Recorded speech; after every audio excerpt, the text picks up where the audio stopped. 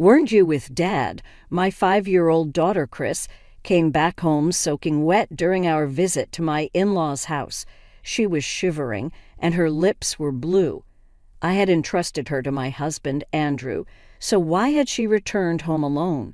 Shocked, I called Andrew, but his tone was, as usual, I didn't bring Chris along. I couldn't comprehend what he meant. Unbeknownst to me, this statement hid an unimaginable secret. My name is Sophia Moore, 32 years old. Between Andrew and me is our 5-year-old daughter, Chris. At the beginning of our marriage, we were very close, and I remember how we hugged each other in joy when we found out about my pregnancy. I returned to work a year after childbirth and was living a fulfilling life. However, our happy life began to change at some point. Housework is the wife's job, even though we used to share chores like cleaning and laundry. 2 years ago, Andrew suddenly started dumping all household responsibilities on me. But I work too, I need your help, my mate says. Their wives do all the housework, even if they both work. You should tidy up more, he retorted and threw a ragged mop at my face. From then on, he became very critical about how I did the cleaning. During those times, he would often say, "You should take a leaf out of her book," referring to a certain person. That person was Marion Kirk, the housekeeper working at his parents' house. Andrew's father was a company president living in a mansion, and Andrew worked for him as well. Moreover, Chris was at an age where she couldn't be left alone, yet Andrew hardly participated in parenting. "Hey, what do you think Chris would like for her birthday present?" It was late at night in the living room after our daughter had gone to bed when I showed him a toy catalog. However, he barely glanced at the cover before setting it aside. "Why do we have to think about such bothersome stuff? She's our daughter. Aren't you a bit cold? Kids get bored of things so quickly. It's just a waste of money." Andrew then threw the catalog into the trash and stormed off to his room, yelling, "I'm not spending a dime on it." I felt as though he was denying our daughter, and I wanted to confront him. However, Chris woke up saying, "Mommy, I need to pee," so the conversation about the birthday present was left unfinished. We never found the right moment to talk again, and in the end, I bought something recommended by a toy store clerk with my own money. I'll tell Chris it's a present from both Mom and Dad.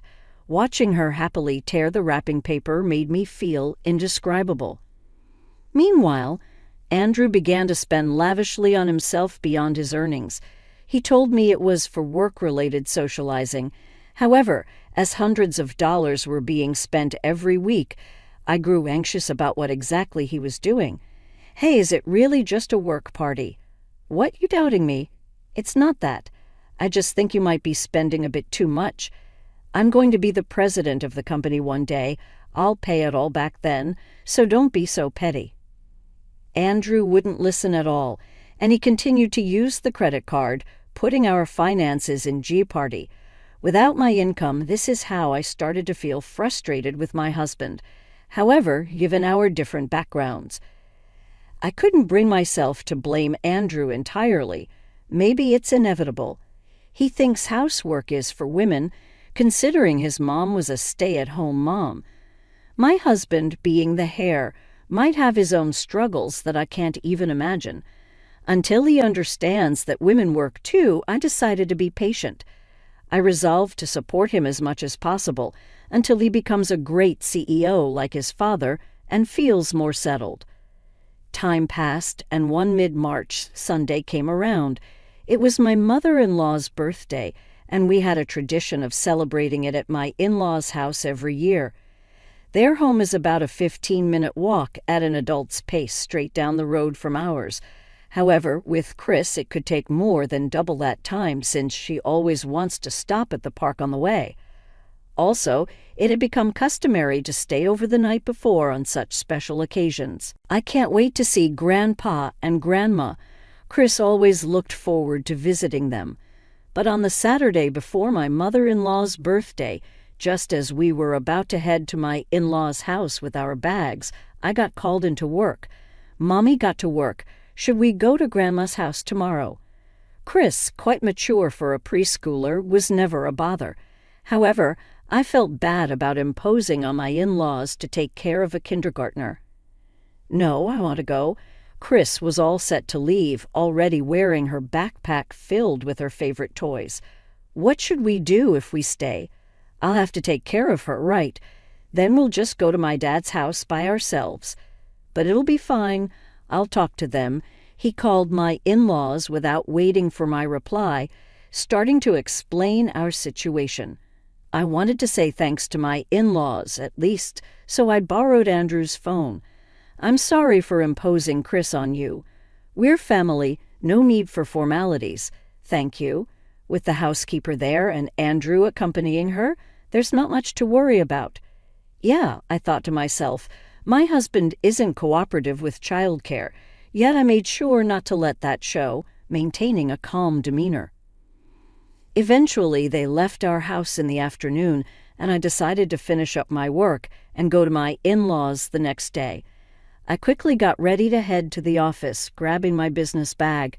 At that time, the sky was clear without a single cloud.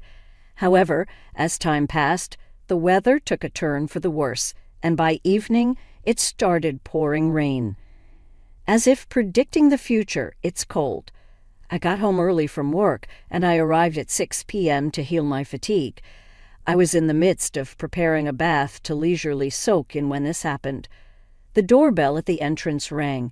To my surprise, it was Chris, soaking wet.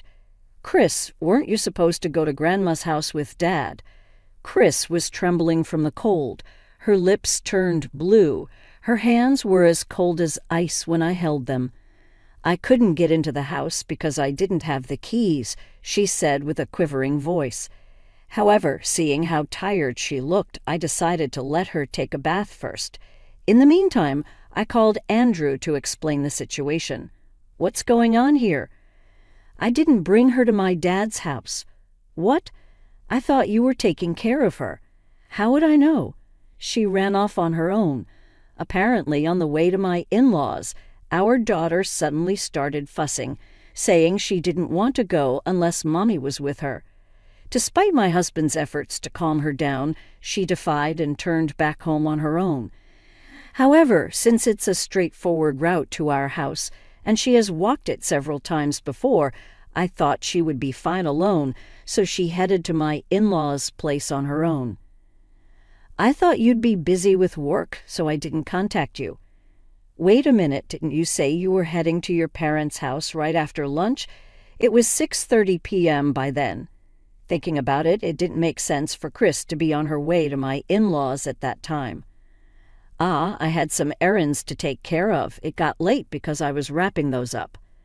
I let that slide, but I couldn't accept the fact that he let our daughter come home alone and she was soaking wet. Why didn't you at least give her an umbrella? I tried to, but she said she didn't need it and ran off. But before I could argue, Andrew, who had been rather indifferent until then, suddenly became aggressive. You're too overprotective. It's all your fault. She's such a disobedient child. Regardless of how I raise our daughter, she is not spoiled at all.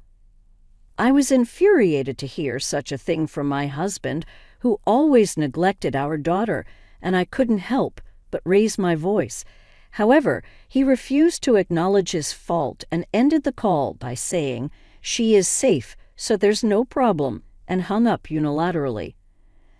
I tried calling him back, but it seemed he had turned off his phone. My in-law's landline was set to voicemail. At this point, I figured the only option was to talk to her. Once things settled down, I called her over. "Why didn't you go to Grandma's house today? You were looking forward to it," I asked. Her eyes lost their sparkle, and she looked down slowly, opening her mouth to speak. "Is that true?" I asked, and she nodded deeply, but many questions still remained unanswered. In a short amount of time, I researched everything possible. So that's what it was. And then, from something unexpected, I came to know a shocking truth. "This is awful. I can never forgive them," I said, clenching my fists.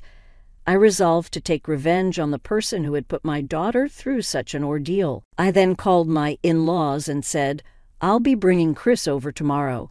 I spent a sleepless night filled with anger. The next day I visited my in-laws' house. It was 8 o'clock a.m., a time when even the housekeeper hadn't arrived yet. I told my daughter to play in a room upstairs and went to the living room on the first floor, where my husband was still sleeping and snoring. "We need to talk," I said, waking him up with a nudge. "What's the big idea waking me up so early in the morning?" He grumbled. "Hey, why do Mom and Dad look so scary?" "Just sit down," I replied. Actually, it was my mother-in-law's birthday today, and I had initiated this meeting. However, sensing something was off over the phone, my mother-in-law suggested it's better to discuss important things sooner rather than later. At first, he was full of complaints, but he reluctantly complied after being admonished by his father, who is also the president of the company he works for. "Hey, why did she come back soaking wet yesterday? Didn't I tell you?" He started fussing halfway through, saying she wanted to go back. "Then what is this supposed to be?" I displayed a certain video on the large screen of the TV. "What is this?" he asked, visibly shocked. The screen was filled with a scene of him and the housekeeper, Marianne, closely embracing each other in the living room of my in-laws' house, like lovers. "When did you film this?" he asked. Actually, this was filmed with a toy camera I had given to her for her birthday. The camera was small and looked like a toy, so Andrew and the housekeeper must have never imagined they were being recorded. Chris didn't fully understand how to use the camera and seemed unaware she had filmed them. I was truly surprised when I stumbled upon this footage while researching. The two in the video paid no attention to the lens. "You said you came here in the evening, but you actually left the house right after lunch, didn't you?" I questioned. "Well, that's because," he began. "And you thought you'd sneak around with her when you knew your parents were out? I can't believe the housekeeper was your affair partner," I exclaimed. When they arrived at the in-laws, my in-laws happened to be at the department store because the birthday present they had ordered was being delivered. I had already confirmed this detail over the phone with them. "So you told her to play near the park because she was in the way and then you locked her out?" I accused. "Who told you that, Chris?" He clicked his tongue and furrowed his brow. "The park and our house are very close, and she was able to see the lights on at home and figured. I had come back. How could you do such a thing while our daughter was around? Before being expelled from home by my husband, it seems my daughter was captivated by pressing the buttons of the camera. Fortunately, it seems she didn't catch her father's affair in her field of vision, which was really the only silver lining. This was a one-time mistake. I'm sorry." Andrew clasped his hands together towards me. "However, I had another ace up my sleeve." "Oh, then how do you explain this?" I spilled a pile of love letters, apparently from Andrew to Marianne, onto the table. "You went through my room without permission," he protested. "You're the one who said I should clean up more, so I just happened to find it while cleaning every nook and cranny." He frantically tried to gather the pile of love letters, but I swiftly picked up one of them. "Let's see. To my beloved Mariana," I read aloud. "You call her that? Stop it, please." He turned red as a boiled lobster and covered his ears. For the final blow, I presented him with credit card statements and loan documents from the trash in his room. "You're allocating a significant amount for purchasing women's branded stuff. Moreover, you've taken on almost an equivalent amount of debt, haven't you?" I blatantly matched the numbers on the two documents with my finger. "You said you were spending money for work, but you were just splurging on your mistress. Moreover, tracing back the dates on the love letters and loan documents, the oldest was from 3 years ago. It seems this was not just a one-time mistake. My father-in-law, who had been silent until then, finally spoke up. "You are despicable, but I can't help it. Marianne is cuter than you, after all," Andrew retorted. "Are you serious?" My father-in-law glared at Andrew, but he seemed unconcerned. Marianne thinks of me first, and besides, she has a great body, Andrew continued, imagining whatever he was, extending his lips in a sleazy grin. Shut up. Whoa, don't start yelling all of a sudden. You scared me. I intervened. I disown you. You're fired from the company. Wait a minute. That's not fair. No discussion. My father-in-law, with a face like a demon, yelled at Andrew, and my mother-in-law silently nodded in agreement next to him.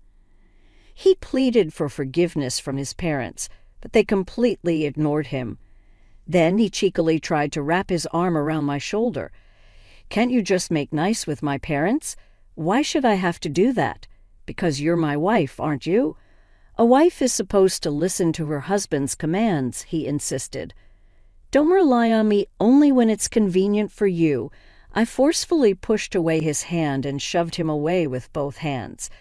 I'm planning to consult a lawyer, I declared.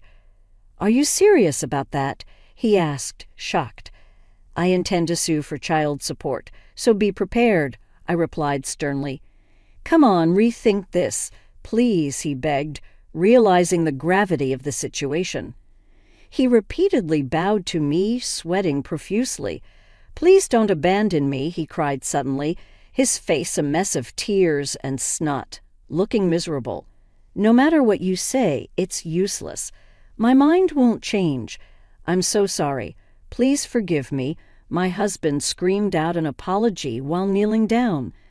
But due to my husband's selfish actions, our daughter Chris had to spend time alone in the park, getting caught in the rain and suffering, and he had been betraying our family for years. There was absolutely no room for sympathy for him anymore.